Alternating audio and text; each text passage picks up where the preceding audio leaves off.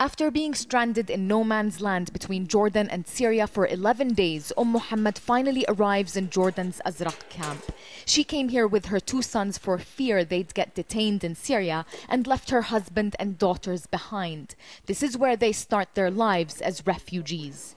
They've been handed some basic items and now they're on their way to see where they're going to live for what could be an extended period of time. MOHAMMAD is disappointed when she gets to her prefabricated home because it doesn't have any flooring. Aid agencies are cash-strapped and unable to construct cement floors, and refugees are expected to cover the sand with plastic sheeting. It's her first day here, and she says she's already facing grim challenges.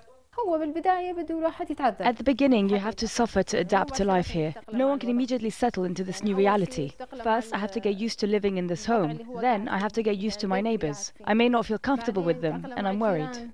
The vast and massive refugee camp could one day become the largest in the world. It can host up to 130,000 people. A lot of effort went into the planning of the camp, but it needs much more funding to become fully operational. The camp is 4 months old and the 11,000 refugees living here still don't have electricity. The plan was to provide this service in all the prefabricated units, but aid agencies haven't received enough money from international donors for this. HUSSEIN came from Homs 2 months ago. He says it's impossible to live under the desert's searing heat with no electricity for very long. The most important things are we need electricity and proper flooring for our homes. If we don't get these, I expect many people here would return to Syria.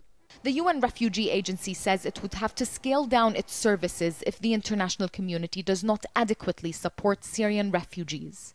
But the large number of humanitarian disasters around the world isn't helping either.